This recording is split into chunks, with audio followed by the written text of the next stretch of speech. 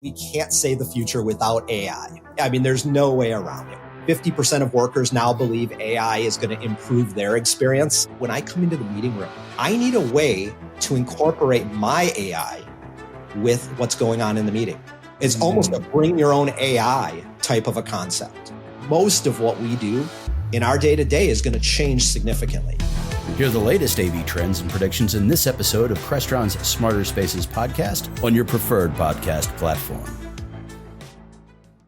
What does seem to be a Sonos problem is the longevity of this issue. We are going on a year of a barely functionable app. There's an old adage in software design that no bug should have a birthday. Clearly, this bug is not just having a birthday, but I think its bar mitzvah may be coming up pretty soon. So it's going to college. They grow up so fast. On this episode of ResiWeek, we talk Sonos being committed, selling TV gaming, and Expo education. All this and more on this episode of ResiWeek. This is ResiWeek, episode 476, Sonos again. Welcome to this episode of ResiWeek. This is your weekly roundup of all the latest news and stories for the residential AV industry. I'm your host, Matt D. Scott for AVNation.tv, and this week I'm pleased to be joined by two of my good friends back from vacation, Mr. Mark Feinberg. He's the president of Home Theater Advisors. How you doing, sir? Doing great, man. Thanks for having me on. Thank you for being here. Then we've got my good friend, Avi Rosenthal. He's a partner at BlueConnect Partners. How you doing, Avi? I'm doing well on this happy Monday. Happy Monday. Yeah, it's snowing right now. I'm happy again because it's snowing. It's not sticking, but it's snowing. Oh, spring is sprung here. We got cherry blossoms, so we're all good. I don't want to talk about it. I want snow and skiing and more. All right. In the story that just won't die, this comes to us from CE Pro as we kick it off. Sonos remains, hold on, air quotes, 100% focused to app improvements. I did air quotes if you're just listening, so you know that I don't believe this at all. Their chief innovation officer says the company remains committed to improving its app and has released several new updates to fix issues. Go read through the article. Zach does a great job trying to cover the storm that continues to reside over top of Sonos in some of their issues with obviously the app, their network, etc. They have had a busy couple of months. Obviously, Patrick Spence is out. There's an interim CEO and an interim head of technology. They've had a litany of people who have moved on with their career paths, shall we say, over the last little bit. A couple of weeks ago, we talked about their fledgling stock prices. This article and a few others have reported that they are pausing their new product that no one is officially talking about, but is supposed to be a video device that has been on hold as everyone is hands-on on fixing the app. Mark, let me start with you on this one. Oh, Lord God. The app continues to be a problem. The network continues to be a problem. My entire system went through a power outage over the weekend and took over 36 hours to come back online. Even the fixes that I used the last time this happened didn't solve the problem. They just continue to struggle with this. Is this at all salvageable? When do investors, we know a lot of people have jumped ship. Are investors going to jump ship? Have they jumped ship? What's going on? Yeah, I mean, if you look at the stock price, it's fallen about 25% from when this all started until, I'm going to give it about a month ago when the market went mayhem, and it's hard to separate Sonos out from what happened in the rest of the market. It's a pretty big drop, and I think I was just looking at Yahoo Finance, and there's a sell on Sonos stock right now from lots of analysts with an $11 target price, and they're at like $14, $15. Yep. The market is not happy with them. Read this article. Listen, I hope they're not 100% focused on the app because it's probably too many cooks in the kitchen, and you've got to have other things going. You can't put your entire company into one thing because then you have nothing in the pipeline. So I hope that 100% focused isn't totally accurate. But Yeah, hopefully there's stuff that, a year from now will be coming out and haven't frozen everything. But if they still exist, no, I think they'll exist. I think, listen, it's gotten a lot better. Um, Installing systems, commissioning systems has gotten a lot smoother. They've done something within their network. Their spanning tree protocol has gotten a lot worse. It's choking a lot more systems than it used to. And I'm going back to legacy systems I haven't touched in years and having to go tweak the network and turn Wi-Fi off of the Sonos devices to get things working again. They still have a good way to go, and they're still breaking things is the problem. This whole network and spanning tree protocol issue has lasted a couple of months. Yeah. So while they're fixing things, they're breaking others, and I don't think they're aware they're doing that. Avi, you've been around this business a minute. You've watched lots of companies go through, issues, right? It happens to everybody. This is not just a Sonos problem. Yeah. What does seem to be a Sonos problem is the longevity of this issue. We are going on a year of a barely functionable app most of the time. I reset this app more than literally any other app, and I don't do much. Yep. Like I am not DJing a party at the house. I'm literally just trying to play a random song every now and again, rather than the normal albums that are in rotation. Is this actually this hard, or is this a broader example of dysfunctionality at a corporate level? So, there's an old adage in software design that no bug should have a birthday, right? There should never be a situation where a bug has a birthday. You've heard me say that before, and clearly this bug is not just having a birthday, but I think its bar mitzvah may be coming up pretty soon. So it's going to college. It's going to college, exactly. So, when I've actually been on the inside of some of these situations at other companies, right, where you get into this death spiral of there's a mistake that was made, right, and the mistake was deep in the core someplace and wasn't found out for whatever reason until it was out there in the wild.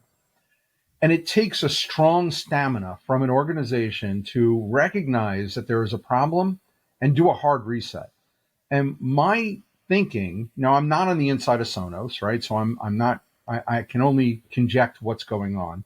But to me, it seems like with all of the changes going on in leadership, nobody has the stamina or the stomach to say, okay, boys and girls, yeah, this is messed up. We need to do a hard reset. We need to do a hard reset on the problem that we caused and go backwards and drop everybody back, drop out the features that caused the problem and go back to square one and start again. That's really hard for an organization to do. And clearly Sonos is having issues doing that because they keep multiplying the problem. Mm-hmm. Every time they think they brought out a fix, they haven't done enough edge testing to determine whether or not it actually is a fix for everybody. And this goes back to leadership. With all the people who are leaving and all the people who are interim and all the stock price going down, there's an immense amount of pressure on them financially. There's an immense amount of pressure on them, politically, not global political, but the, consumer political. And in my opinion, they're just not taking the steps that they need in order to do that hard reset. And sometimes somebody's got to raise their hand and say, hey, let's do this. Because at the end of the day, it's not this hard. They're making it harder on themselves by exacerbating the issues that they've had. And instead of just taking a moment and taking that beating and doing that reset and bringing everybody back to zero, they keep trying to throw fixes at this thing. And clearly, it's just not doing it. Yeah, I feel like they need a heavy-handed approach to come in and just... It's hard for an interim CEO or an interim CTO to be that heavy hand, right? Because they know they're only in the seat momentarily. Or if they're vying for the seat, they don't want to break more stuff and end up being thrown out of the seat. So it's a difficult position to be in. At what point, though, do they reach that point of no return? I would have thought they were there in December. You and me both. Right. I thought when they bricked all those units that they were there in December. When the CEO leaves and these other people are leaving in droves, it's like rats jumping off a sinking ship. Yeah, it's sad to watch. Hopefully they can turn it around. All right, we're going to change topics for a second. This also comes to us from CE Pro. Don't sell your product short. That TV or streaming box may just be a gaming console.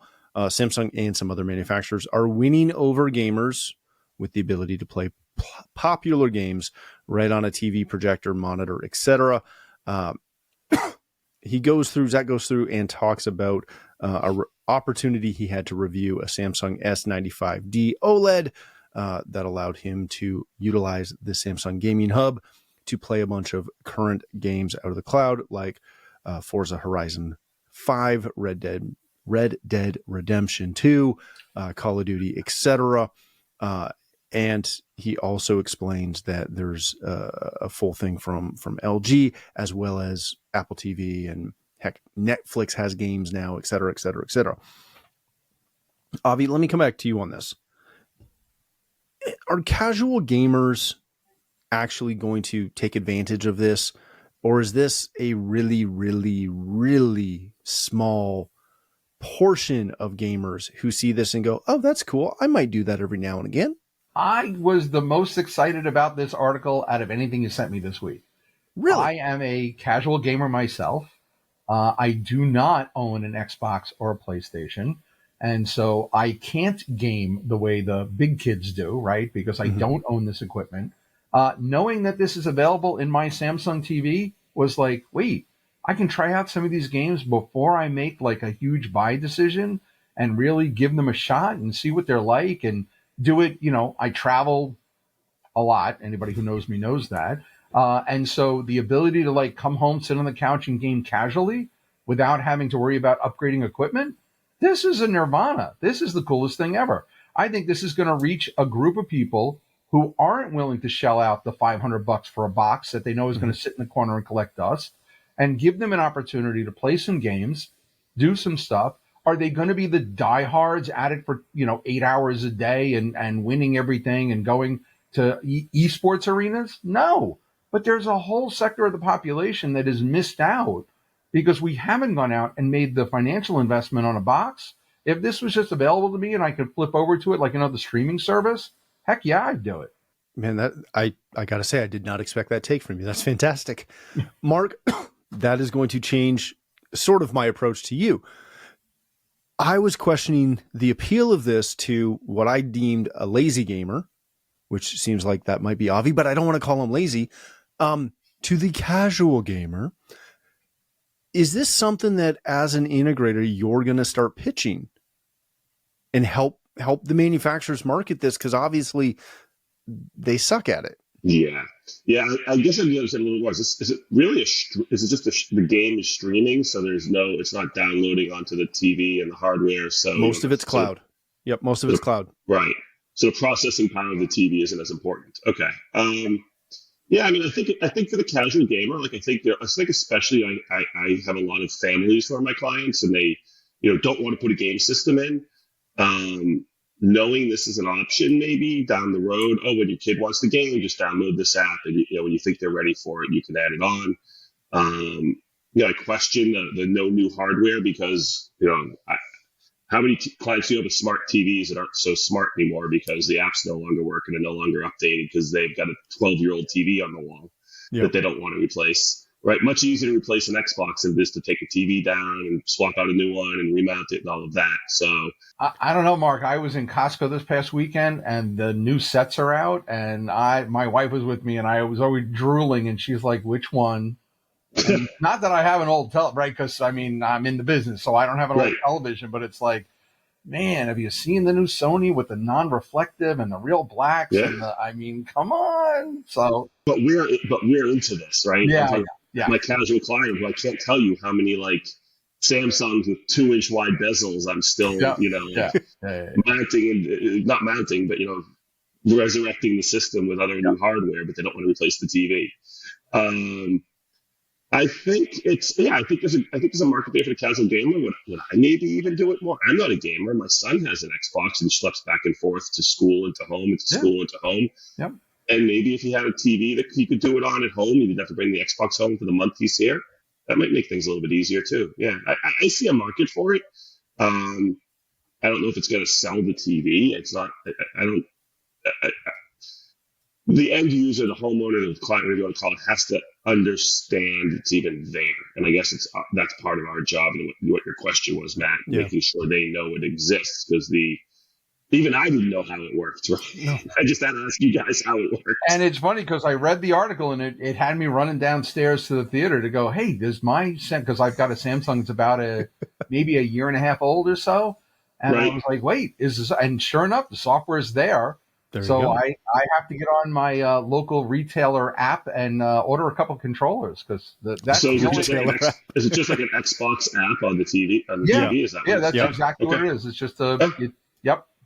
And I mean, my son is a huge gamer. One of my girls is as well. And, we've already got the family subscription to the various gaming cloud services, right? Because they have switches and things that they carry around with them. Yeah. And my son uses a portable gaming, I forget the name of it, but it's that real high-end NVIDIA, gaming system. And so we've already got the cloud. We already pay for the cloud service. Oh, okay. I had no idea it was available to me. So it's basically it's kind of Netflix for gaming. So then it's a subscription and you can play whatever you want. And by the way, the Netflix folks and the Amazon Prime folks and all those, they've got some casual, what I would call mobile-esque games that are already on their system. And so I know one of my daughters, for instance, loves to sit and there was an old frog game that she used to play with the marbles and the round. You shoot the marbles and I can't remember the name of it, but she plays it on a big screen now, and it's like really cool because she plays it on her big 80-inch flat screen instead of on her little 6-inch phone. Yeah, and the kids love that. I mean it seems that when they all get together, that's what they do is they do a little bit of casual gaming. This is a little bit of a better level, right? Because obviously better graphics, better experience, better gaming. It's not just some casual mobile shoot 'em ups, but I think this is the coolest thing. I think this is a completely underserved market that now has the ability to. I can't wait to see what games they come out with to enhance this kind of gaming experience. Yeah, I think you're right. I mean, to that point, I agree with you. There's a lot of people who don't want to go out and spend $500 on an Xbox or a PlayStation or to start gaming because they don't even know what they want to do or what's interesting. Right, they don't know where to start. They don't know where to. Yeah, I agree. And this is a great way to sort of dip your toe. Let me sign up for whatever it is, $10-$20 a month, and if I like it and use it, great. If I don't, I cancel it. Yep. Yeah. Or never cancel it like me and just pay for it forever. In perpetuity is the word you're looking for. There you go, in perpetuity. All right, let's hit our last story of the day. This comes to us from ResTech Today. CEDIA unveils a revamped education program for 2025 CEDIA Expo. This is being tapped and kind of run by Amanda Wildman, who's a good friend of the show and a good friend of ours. Yay! She is curating a full slate of cutting-edge classes. Go read through this. There's a business track, a technical track, a design build track, and a future-focused track. There's some names included in this who are helping to lead some of these courses that you will know. Go read the article. You'll figure that all out. Mark, let me start with you on this. When I first saw this, when I first read the headline, my initial reaction was, they revamped it again. Yay. And then I saw Amanda was involved in that helped me be a little bit more, we'll say, cautiously optimistic. They continue to revamp education, especially education at the show. Deja vu all over again. Do it all over again. Now, I'm also aware that our industry moves very quickly. The technology changes very quickly, and thus it does need to be changed often. Is there a bit of a marketing issue here where it's revamped because it needs to be updated and that's not a bad thing versus the, hey, we're changing everything again?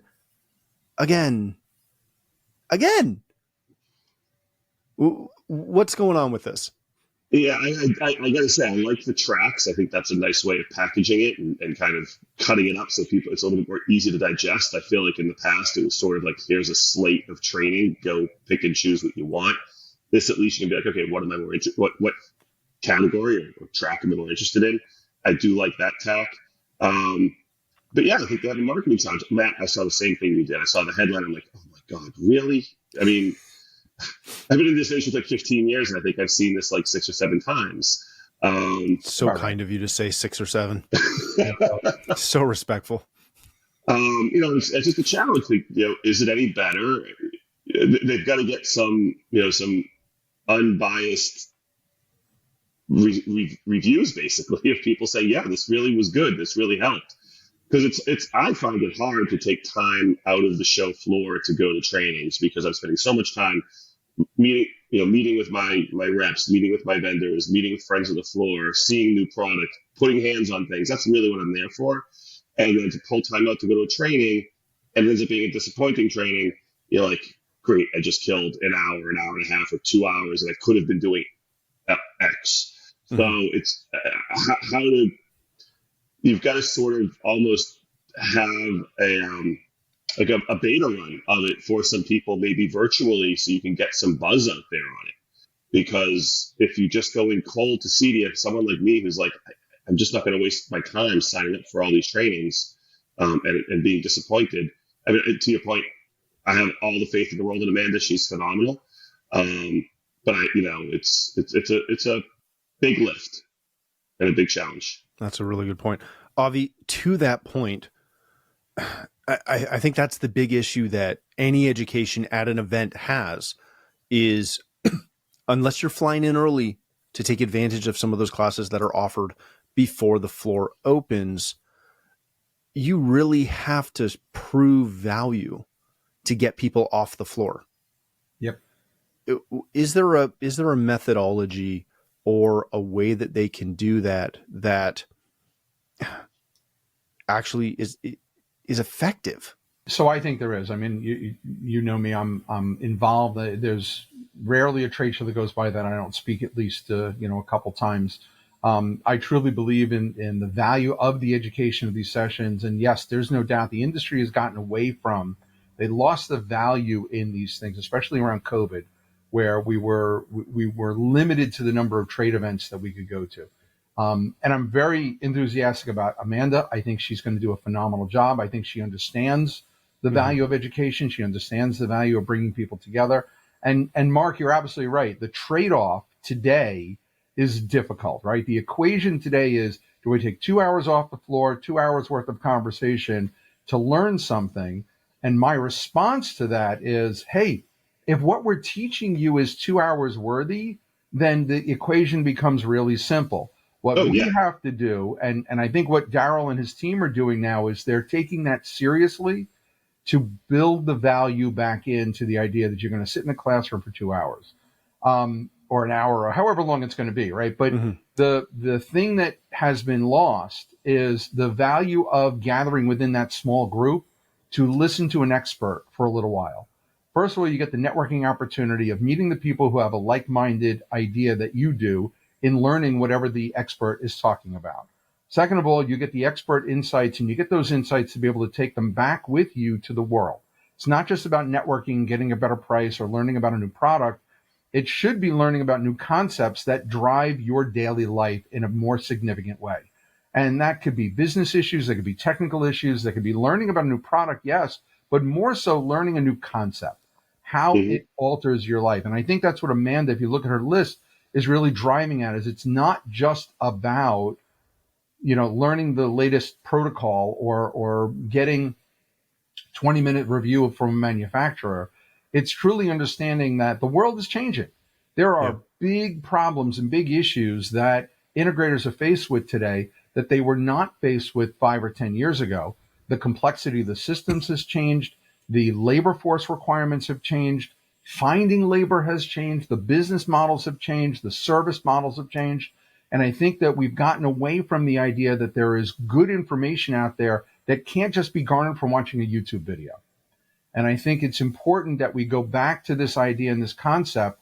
I was at the Builder Show about a month ago, and the NAHB does a phenomenal job of getting their builders, getting their people into seats in classrooms, because they build the value in each one of the classes that they give, from the designers and the architects to the builders to just things like better concepts and more efficient roofs, right? Better concepts and more efficient kitchens, how to sell marketing, how to sell design, how to sell different things within the home. I think that if you look at it as overall concepts, you'll get the butts in seats, whereas we've gotten away from the idea of, hey, it's just another expert talking head giving me the same information or some statistical data that isn't going to really affect me. Yeah, that's fantastic. And I think one of the things that you said that kind of hit me really effectively was, you're in a room with like-minded people and you network and you learn things. And this is going to sound like a plug, but it's not. We were talking pre-show and you asked me if I had heard of NextNav. Yep. And I said no. Yep. Because I hadn't. And, this show is kind of at times that exact concept in action, right? I get a bunch of people that are semi like-minded usually, and we sit down, we talk about a bunch of random things, including important things like the show. And then you bring up NextNav, which is a new version of GPS. Explain to me why, or explain to people the same thing you explained to me of why they should be paying attention to this. And then we'll cover it later on in another show as we get more information. Well, but to give you 30 seconds, everybody should take a look at. So obviously in the world right now, GPS signals are extremely important. Everybody walks around with their phone to get from point A to point B, right? And it relies on GPS to do it. We've uncovered some issues with GPS that we need to fix, right? One of them is three-dimensionality, right? GPS today is only 2D. I know backwards and forwards, left and right, but not up and down. We need to fix that. There's also a susceptibility because of the satellite methodology that we use for GPS. It's based on technology from back in the 70s, and so we need to improve that as well. NextNav, the reason why that name keeps coming up is because NextNav has a pretty cool way of solving these problems, but unfortunately, it's to the complete detriment of wireless technology as we know it today. For those of you who are unaware, the Federal Communications Commission of the United States oversees how our bandwidth, how our radio waves are used, and pretty much dictate for North America the way that they're used, and then other entities around the world dictate how their bandwidth is used. It's the reason why, for instance, Wi-Fi at 2.4 gigahertz is available around the world, right? Because everybody sat down and agreed that 2.4 gigahertz would be a blank slate so that anybody who walks around with a Wi-Fi device can use it.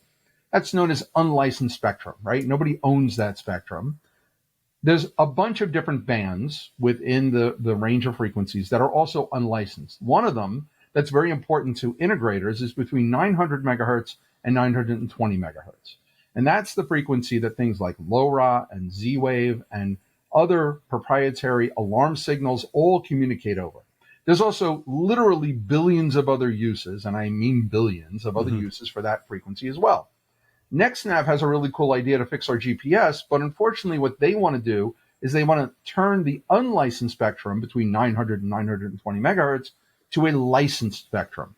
That means that immediately they are going to flood the airwaves with 5G cellular radio signals at those frequencies, thereby eliminating all existing sub-gigahertz devices at those frequencies. And this is really dangerous. Your integrators today, whether they know it or not, deploy literally millions of devices a year that operate within this spectrum.